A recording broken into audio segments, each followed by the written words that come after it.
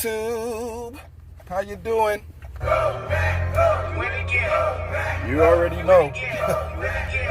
11-3. Yeah.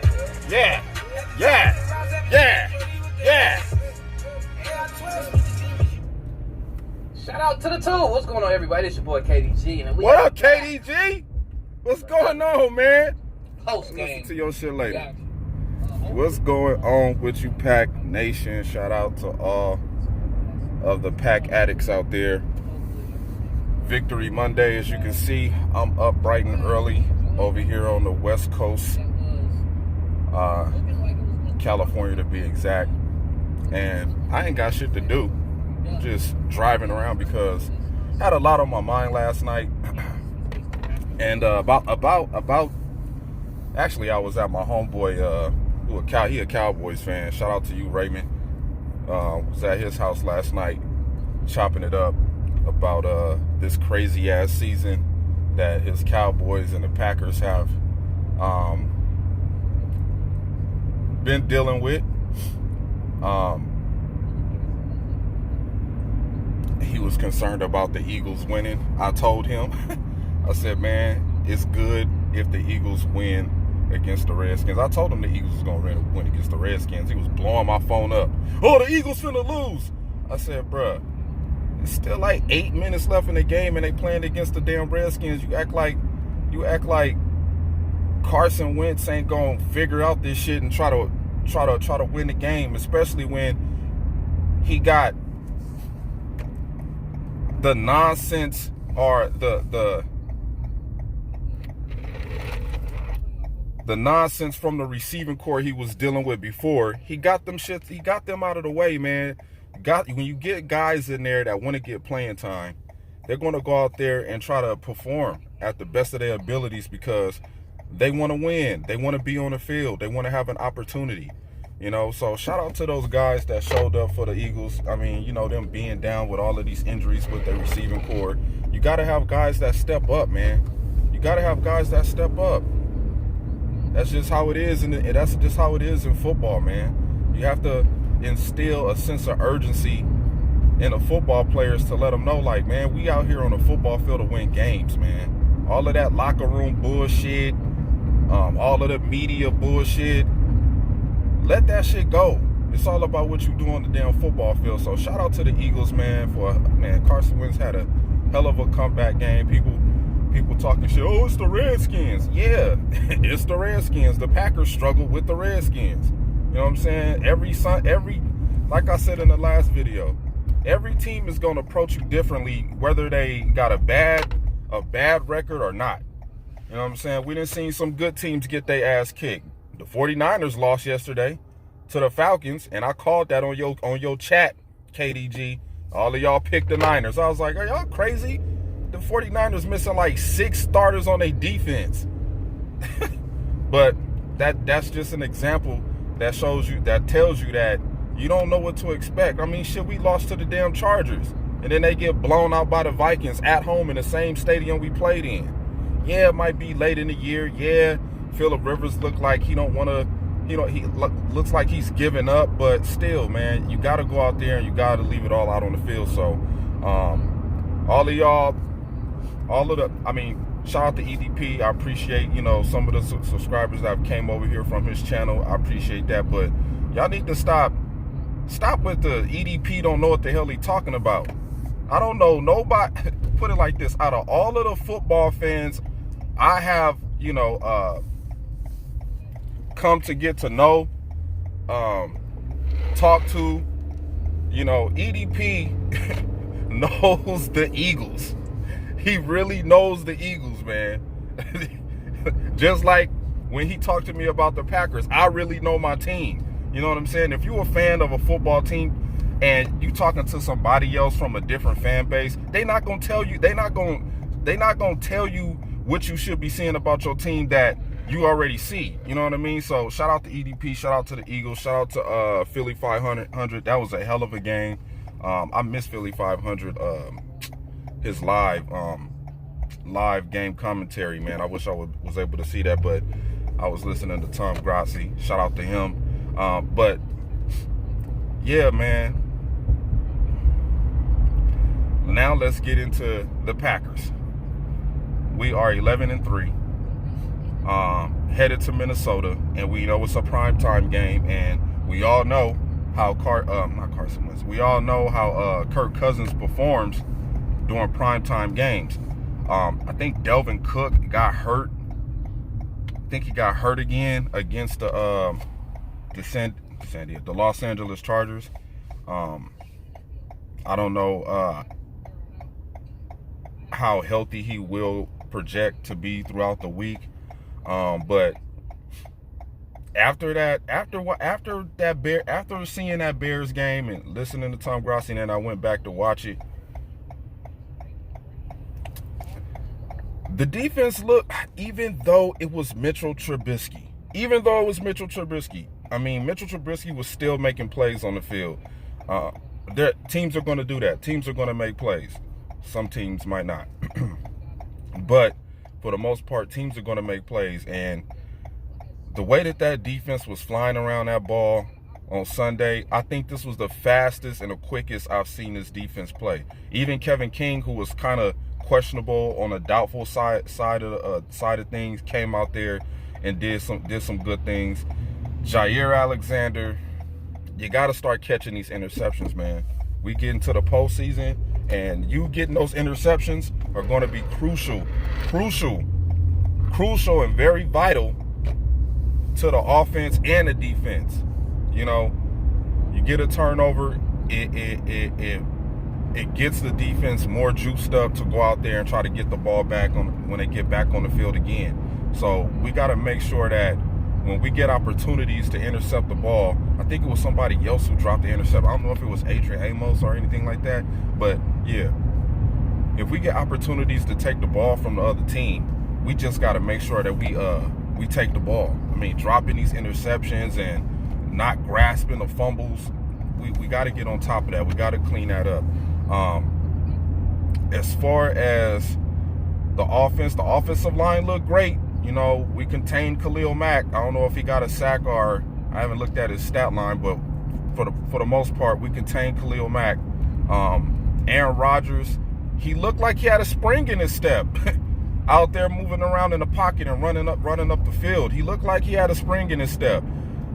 So great win, great team win. And that's what it's all about, winning as a team, not one person, you know, grasping all the heroic accolades out of a game, you know, like some certain quarterbacks do.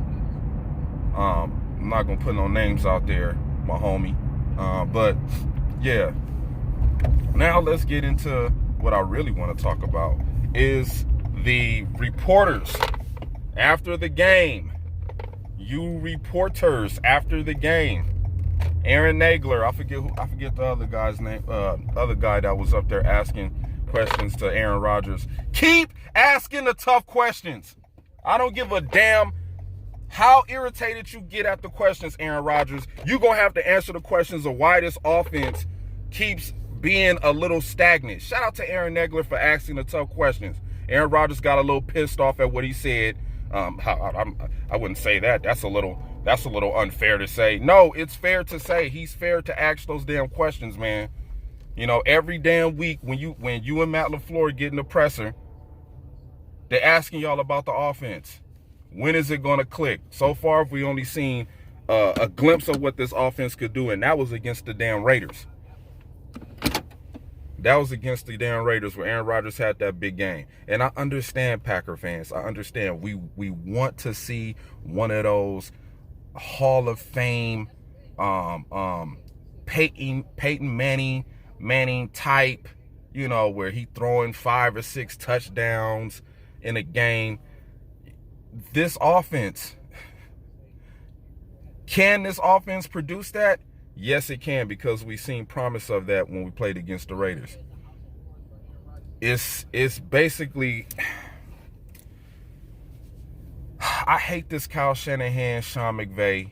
I hate this offense, man, because once the run game is stopped, it's hard for the passing game to click. Like this offense, during the passing game, this offense is designed for timing routes, getting other receivers open. And when you have dudes like Jimmy Graham slipping out there on the field, it throws the whole play out of whack. It does. It just does. I see it every time. Like, Jimmy Graham getting held too long. He ain't getting to a spot in time for Devontae Adams to get open on a quick slant. You know what I'm saying? I just see it all the time. And then, I mean, the only time the offense is clicking like that is when Jimmy Graham is not coming off the line of scrimmage, blocking and then trying to run a route. Usually when he's off the line and he's standing up getting a run a receiving route, that's when it seems like things click in this offense. So Aaron Negler and the other reporter, I forget your name, keep asking the tough questions on this offense. That's the only way we're going to see some things happen. I don't give a damn Aaron Rodgers or Matt LaFleur if y'all get mad at the questions that these reporters are asking, because those are the questions that fans like me want to know. Okay, kind of stagnant offense, Aaron Rodgers. Is there any reason why that was? Because we keep leaving points on the board. Marquez Valdes-Scantling dropping passes. Give Jake Kumerow his spot. Start taking him out of the game and put Jake Kumerow over there. He seemed like the only one that's catching the big passes. Alan Lazard, bruh, you got to catch passes, man. You just got to. We need more consistency from these receivers and tight ends. I beg of you. More than often, I see Aaron Rodgers changing some of the plays up. Some of the plays he stick with, you know, the ones that work from Matt LaFleur's playbook. You know, Aaron Rodgers tends to get up in a press conference and praise some of the plays that Matt LaFleur, you know, draws up and sends to him in a huddle. So, you know, you need that. You need that out of your quarterback to keep, you know, putting confidence into the new head coach, you know, to make him want to prepare better and, you know, call better plays out there. Because we got a tough matchup next week against the Vikings, and I believe we will beat the Vikings. I want to sweep the Vikings. I want to sweep the Lions. Let's wait, who did we lose to? Beat the Bears. No. We ain't lost to nobody in our division yet. Let's keep the streak alive. Let's close out these last two games like we supposed to. I don't want to hear, all we need to do is win. No, let's close out the division. Let's sweep the division. Let the division know we still here. We had a 2-year hiatus, but now we back. Let's sweep this damn division. Bring the brooms out. Bring them out on this whole division. This will be a wake-up call to the Bears, the Lions, and the Vikings. Get y'all shit together. Get it together. The only way we get good is if this division gets better. So, Bears, organization, the McCaskey family, fix y'all shit. Get it together. The Ford family, fix y'all shit. Vikings, get y'all shit together. The only way this the teams in this division are gonna get good is if y'all do a better job. We're not the strongest division in the NFL.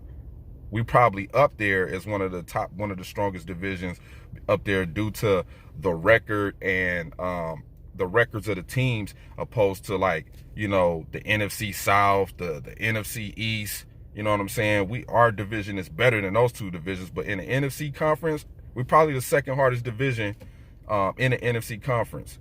So I want this division to get tougher, because that's the only way we're gonna play better.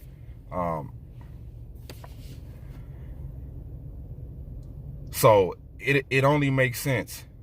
It only makes sense for this division to just start playing up to the hype. It start off cool, and then it starts dying off, because you got coaches like Matt Nagy, Matt Patricia. You see what happens when you go chasing waterfalls, Lions? Y'all thought picking up Matt Patricia as your head coach was going to be some huge difference change, some huge, you know, 180-degree turnaround for the organization, and it has not worked with that guy. So first of all, y'all got to get the right coaches over there. As far as defenses, I think there's some pretty good defenses in this conference, along with the Bears and the Vikings, which I do like. I like the fact that those two teams have challenging defenses that our offense have to, prove that we're better than. It's just that the offense is on the other side of the ball. It's not giving our defense any type of competition. Like the 49ers or the Saints or the Seahawks, the Rams, the Cardinals. You know what I'm saying? The teams in the NFC East, besides the Cowboys, gave us a run for our money, forced us to play football. So I like that aspect. But this team has a chance to do something great. I'm looking forward to the postseason. Of course, I'm going to have to suck crow's dick because I thought this team was going to be 8-8, and Matt LaFleur has proven me wrong. But hey, I wasn't really expecting Matt LaFleur to be so detailed and focused on, the small things to change this team around. So Matt LaFleur, respect. Huge respect to you and what you've done for this team, turning this team around. I was skeptical at first. Everybody was a little skeptical. But it seems like Mark Murphy and the suits upstairs made a great decision. Now, this is only the first season, so it wasn't much for me to criticize on you this year, Matt LaFleur. But next season, man, the bar is raised high, bruh. High. I'm talking about probably within the next three years, fans are going to start asking, we need to win a Super Bowl. Because I will be. To be a team that's, 11-3, going into the postseason with a chance to have the number 2 seed. I'm just saying. When expectations get raised, you know what I'm saying? That's when people want to see you, take it to the next level. So let's just see how the rest of this year goes. We in the playoffs. We eliminated the damn Bears. They're out of it, along with the Lions. Now we still have the Vikings in a hunt. Even though the Rams lost, they're still in a hunt. I think it's a couple of other teams that's still in the hunt. And the Eagles, they still in the hunt. And it's just to go back to the Eagles and Cowboys. The reason why I keep bringing those teams up, because the YouTubers that I watch, Gerard Johnson, Bart Cobes to the Joe Boo Cowboys. I watched that motherfucker. Dallas Cowboy fan 1980, the Dallas Cowboy football news, the Dallas Cowboy show. I watch all of them shits. I watch Philly 500. I watch EDP. I watch the Bitter Birds. I watch all them motherfuckers, man. I watch all y'all motherfuckers. But the interesting thing about the matchup between those two teams next week, like I told my homeboy Raymond, I was like, y'all gonna, like, he was panicking, man, the Rams. I said, man, y'all gonna blow the Rams out, man. I was like, you don't think Vegas would love to see two teams that's 7-7 matching up with each other next week so the betting line could be jumping all over the place? That's what they want. They want y'all out, Eagles fans and Cowboys fans, even all football fans. They want y'all out there buying that merchandise, especially the Cowboy fans. You guys are the blood. You guys are the fuel that keeps the engine going for Jerry Jones. So Cowboy fans, get out there, buy those hats, those jerseys, those hoodies, buy all that shit, buy it all. So I thought it was just funny that both teams are 7-7 going into their biggest game of the season next week. Just a crazy ass storyline right there for Cowboy fans and Eagles fans. But for the most part, Packer fans, we are in a good position, you know, to take it to the next step. Shout out to Pac-Man Jake. Shout out to Popular Packer. Shout out to the realest Cheesehead. Cheesehead TV, Corey Banky, and Aaron Negler. Shout out to Tom Grassi. Shout out to KDG. Who else am I forgetting? Oh, shout out to the Gridiron Blitz. I caught you. I tried to catch you live, man, but I couldn't do it. I was doing too much moving around. But yeah, to all of the, you know, football content creators. Shout out to my boy D'Allen Ricks for the Lakers lives he do. Shout out to him. So yeah, big week coming up. Monday night game against the Vikings.